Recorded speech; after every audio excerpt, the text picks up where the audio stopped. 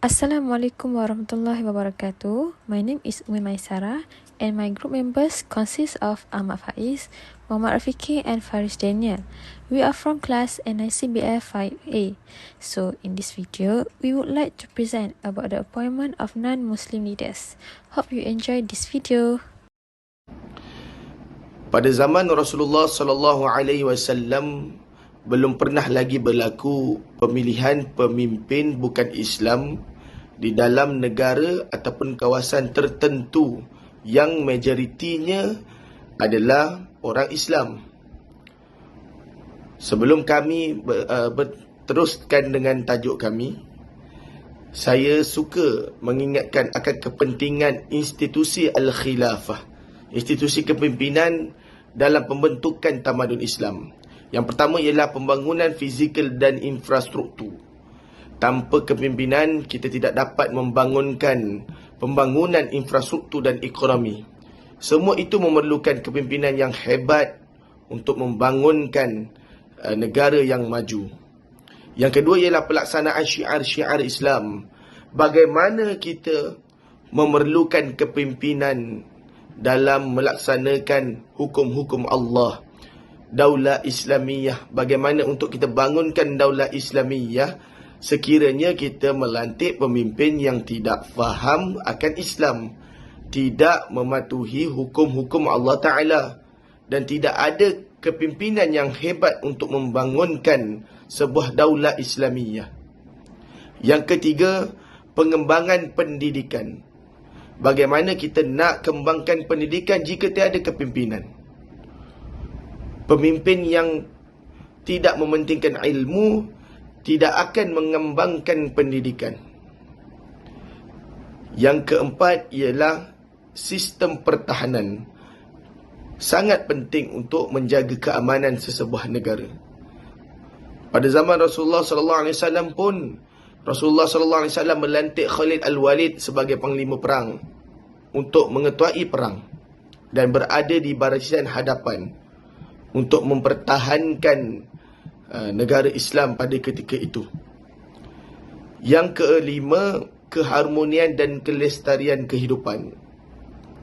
Perlu ada kepimpinan untuk menjaga keharmonian sesebuah negara. Kerana kita di Malaysia ini khususnya mempunyai pelbagai latar belakang bangsa multiracial. Oleh itu, kita perlu menjaga juga keharmonian dan penghormatan kita kepada orang-orang bukan Islam di negara kita ini. Yang terakhir, penerapan nilai-nilai murni dan akhlak yang baik. Jika tiada kepimpinan, kita tidak mampu menerapkan nilai-nilai murni dan akhlak yang baik kepada rakyat jelata. Kerana tiada contoh yang dapat diberikan kepada rakyat. InsyaAllah kumpulan kami juga akan menyentuh sedikit tentang pandangan fuqaha bagaimana untuk memilih pemimpin bukan Islam mengetuai kawasan-kawasan tertentu ataupun sesebuah negeri ataupun negara. Baik, kami juga akan kaitkan tentang bagaimana situasi politik di Malaysia secara umumnya. Assalamualaikum warahmatullahi wabarakatuh. My name is Mohammad Rafiqi bin Rosli. Number metric 2021655882. First, I will go to the condition of Khalifah and Wizarah.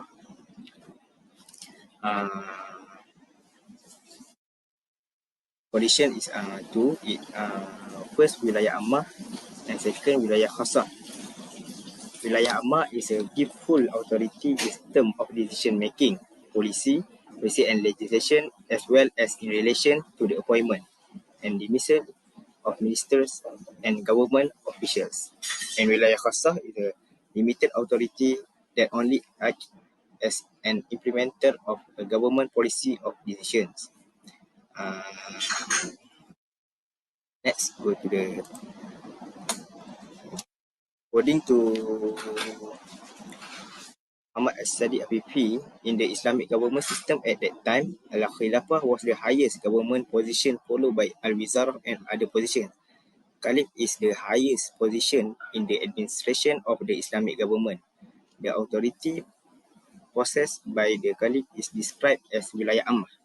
In the administrative aspect, the Caliph can appoint assistants to administer the government because he cannot run alone.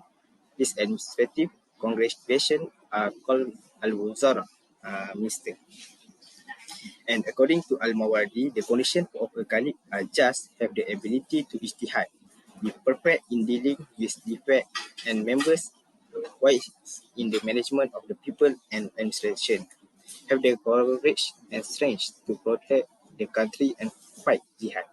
And the last one is of Quraysh decision. Beside him, this several other scholars such as Al-Baghdadi, Imam Haramain, Ibn Hazm, and Qadi Abu Ya'la also put forward a number of conditions that are almost the same.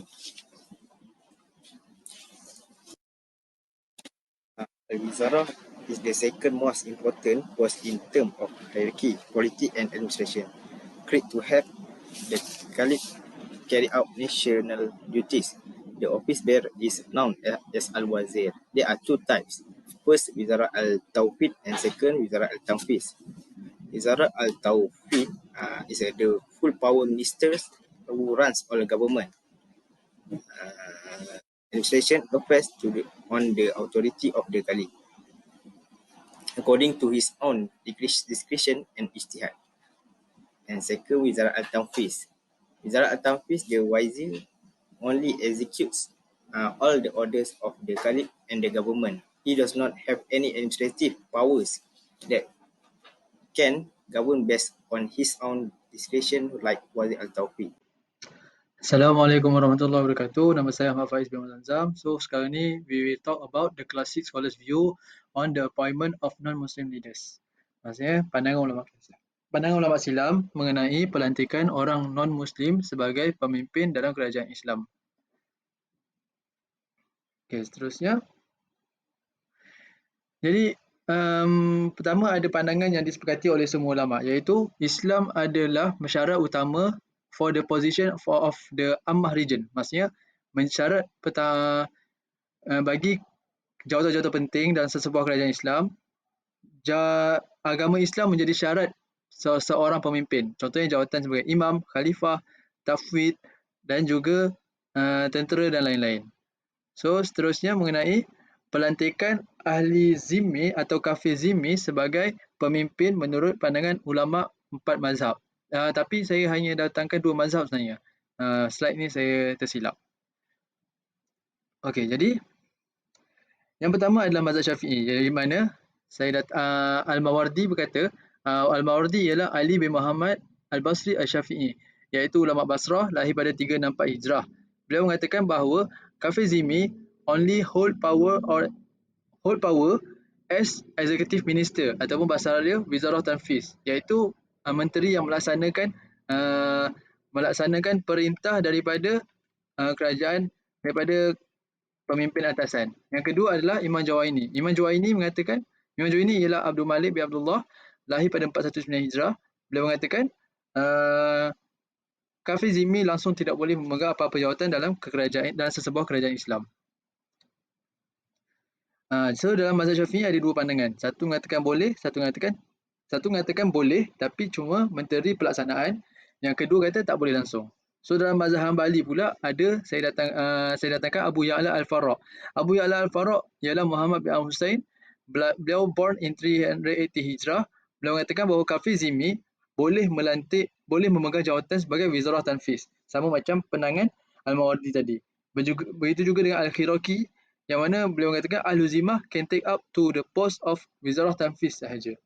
Sampai situ sahaja saya punya pembentangan. Wallahu a'lam bishawab. Pandangan ulama kontemporari Syekh Dr. Wahbah Zuhaili.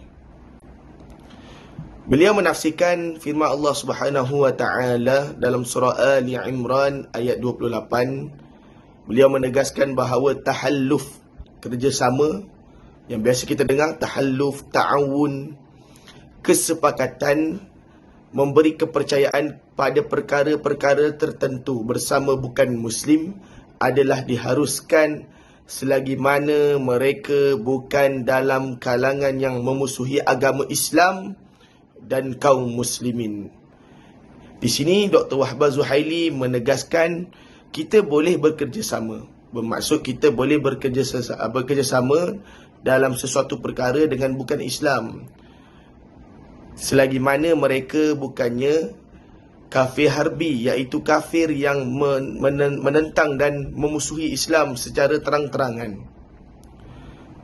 Kita boleh melantik mereka di dalam organisasi tertentu, tetapi tidak memimpin sesebuah negara yang besar nilainya, yang mana majoritinya adalah orang Islam.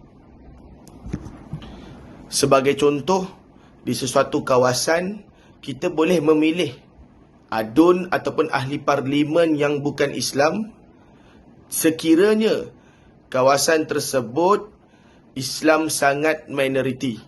Kita harus memilih pemimpin bukan Islam. Tetapi kita perlu melihat dari segi aspek sama ada mereka yang dicalonkan itu adalah kafir harbi ataupun kafir zimni. Yang dibenarkan ialah kafir zimni, yang mana kita masih lagi boleh bertolak ansur dan masih lagi mampu melaksanakan hukum Allah Subhanahu wa taala di dalam negara kita. Tetapi kita tidak boleh melantik orang bukan Islam sebagai ketua kepada negara kita, iaitu sebagai contoh jawatan Perdana Menteri. Kita tidak boleh melantik orang bukan Islam sebagai Perdana Menteri kerana mudaratnya sangat besar, kerana kita adalah sebuah negara yang majoritinya ialah negara Islam. Bagaimana kita nak bawa daulah Islamiyah? Bagaimana kita nak tegakkan syiar Islam sekiranya kita melantik pemimpin yang bukan Islam untuk mengetahui negara yang majoritinya Islam? Oleh itu, perlunya melantik pemimpin Islam yang adil. So next, I go to the next subtopic, the principles that allow non-Muslim to be involved in government administration. First, the appointment should be based on the public interest of the people and the country.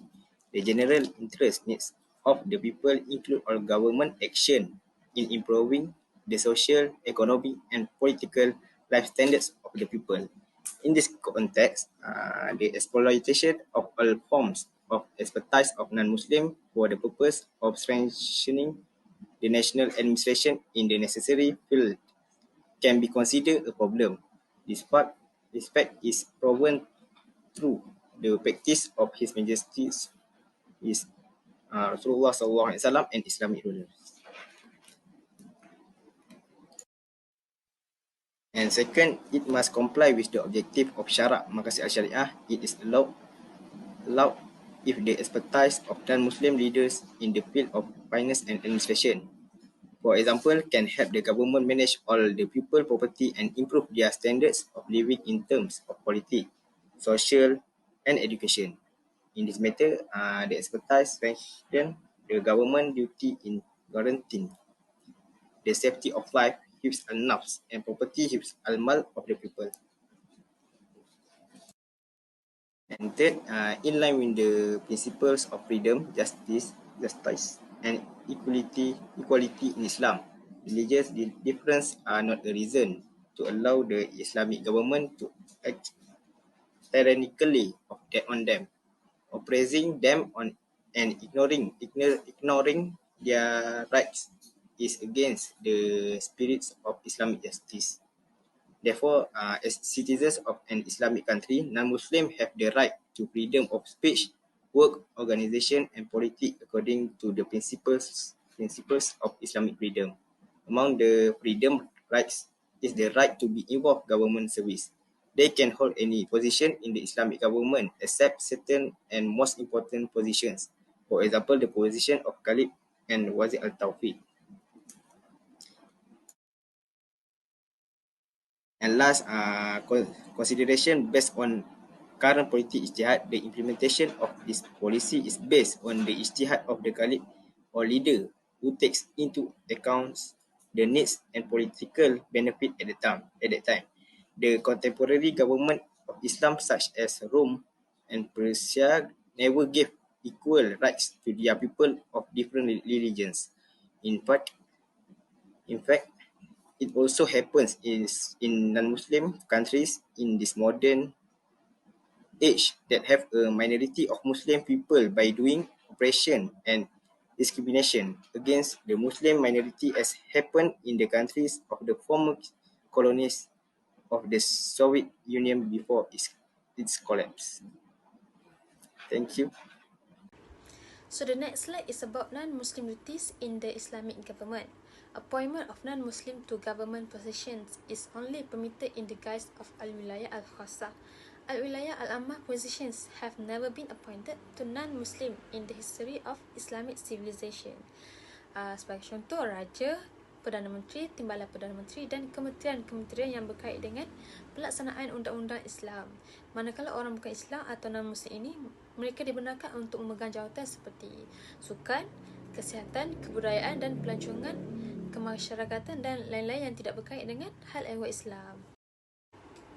The next slide is about the conditions for the involvement of non-Muslim in government as leaders. Apart from the basics and conditions that have been mentioned, some other conditions need to be complied with, and they are very important because this process involves two parties, the Islamic leadership and the non-Islamic group. Hence, it also involves the political interests of Muslims and the government when a position is handed over to a non-Muslim. Overall, the participation of non-Muslim in the leadership of Islamic nations should be subject to the following two conditions. First, non-Islamic involvement does not undermine the stability of the government system and is guaranteed from any threat or danger. And the second one is the main leadership of the government is dominated by Muslim. In order to realize the purpose, Muslim must dominate the main leadership in the government. This action is something that is in line with the objective of establishing an Islamic state. Essentially, to achieve this objective, Muslim must dominate the government's top leadership positions. This activity is consistent with the objective of establishing an Islamic state.